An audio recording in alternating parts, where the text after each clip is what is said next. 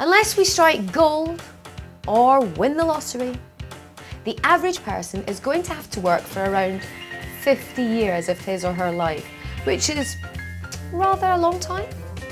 So if 5 decades of work is your lot, then you really want to be doing something that you like for that amount of time. So what keeps our IT crowds setting their alarm clocks in the morning? The best thing about my job is that it's pushing me to learn new things all the time. I'm constantly being challenged to create and develop things, Excel reports, programs, and I'm learning new skills. I'm finding that my self-motivation is improving all the time, because as I'm learning these new skills, I'm realising the value that it's beginning to have, and at the same time it's making me feel like a more valued employee as well. So far in my job, it's varied. There's a lot of different things I can be doing. There's a lot of different issues, a lot of different problems, and there's a lot of different things that I can learn to do new. There may be some rare problems that never come up, but then when they come up, I've got to find out what it is, I've got to know who to go talk to, learn something new. Also, obviously the people I work with are very nice, friendly. You can have the best job in the world, but if you don't like the people, it's no good. So the people I work with, it makes it good going in the morning. I know I've got some good friendly people that are going to help me out, help me learn. It's a good experience. The people are really inspiring. It's a fantastic dynamic environment, and you are, at the end of the day, you are not selling the product, you are selling people and their skills, and I guess this is what was the greatest thing. The best thing about my job is the ability to get out and meet and talk to a whole range of different people, and all of the meetings that we have are extremely varied. Sometimes we'll be talking to customers about how we can improve their business. Sometimes we'll be looking at our third-party partners to work out if we need other products on our portfolio, and those meetings can happen sometimes all over the country or potentially all over the world. So that's quite exciting to go and experience that. I think the highlight for me with the organisation so far is the chance to really make a difference.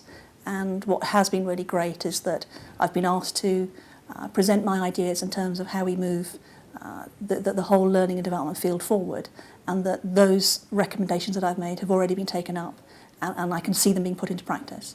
So the actual ability to see that what I'm suggesting will have an impact on the business has probably been the greatest thing. I'm learning so much from my job right now. Sometimes you pick up completely new things and you learn from what you're doing right now, and I think it's beneficial for the future. It's all good experience, and also the aspect of communicating to other people.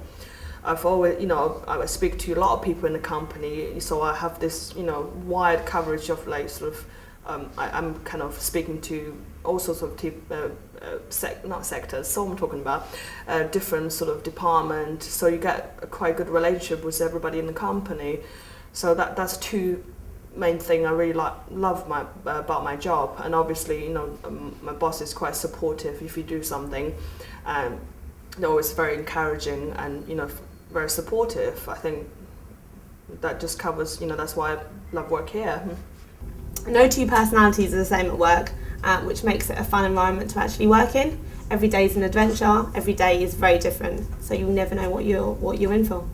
For me, the most enjoyable part of the role is actually being part of a unit of very highly focused, highly productive individuals, all of whom want to succeed, all of whom want to win. It's much easier to achieve if you're with a group of people who have very similar goals as yourself. And I'm fortunate that within the divisions that I am responsible for, we have a large number of these individuals. It certainly helps keep me on my toes and makes every day a challenge. Now, in every industry, the right skill set is vital to being able to do your job well. Let's face it, if you have a background in landscape gardening, you might not exactly fit into the IT world as easily as you think. Although you may be surprised exactly what kind of skills can be transferable. I started my working career actually as a gamekeeper, which is one of the most sort of satisfying job roles that you could possibly imagine. But as an ambitious person, I felt that the career progression, which was gamekeeper to gamekeeper, culminating as gamekeeper, was somewhat limited. And as a result, I moved into a role in sales. Through that, I was then able, over the years, to progress into management and consequently ending up as a director of the business here in the UK. Within our organisation, and specifically within the divisions that I'm responsible for, the most important quality that any member of staff can have is attitude. The right attitude is far more important than any other facility or facet that they can possess. It's important, obviously, they have the aptitude and the capability and, if necessary, the relevant qualifications. But if they don't have the right attitude, then it doesn't matter what else they have, it won't be delivered effectively. We want to be an organisation that is very human and a good place to work, so we need people who have the right attitude to their colleagues, have the right attitude towards the customer, and very much so towards the job itself.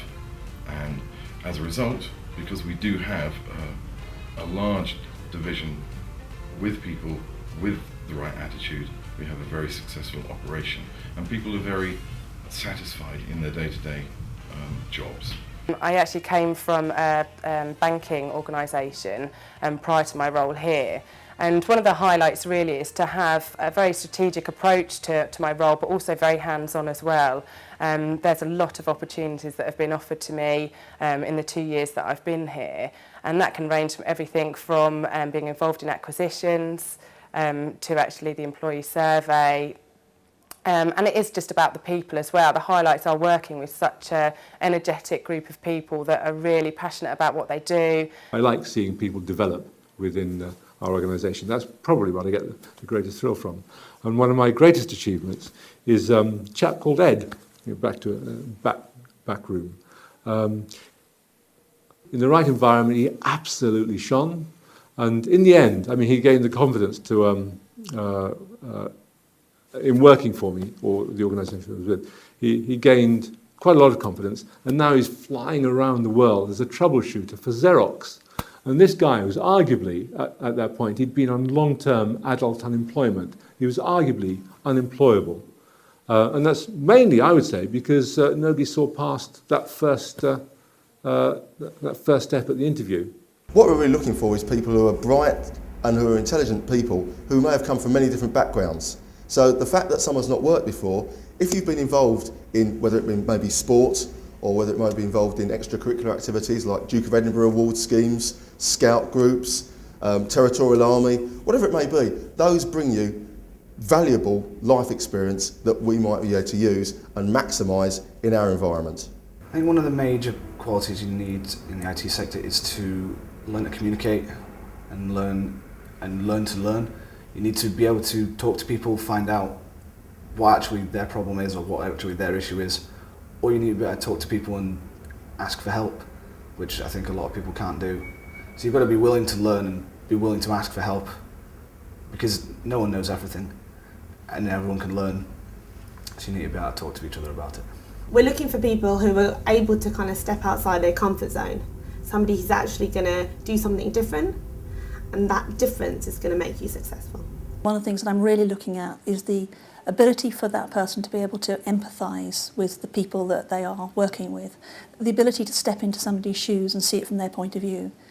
An example of that might be if somebody's writing an email to send across to a number of people who are going to be reading it, is to think about how that person's going to be reading that email and what information they need to be able to easily access from that email. So not something that is long and rambling. I think essentially it's about an attitude. We're looking for somebody who has got transferable skills, looking at people that can think outside the box and go that extra mile and use their initiative. Sometimes we have school leavers and they don't understand that actually they've still got a skill set that we need. It's not just office experience. We're looking for that transferable skill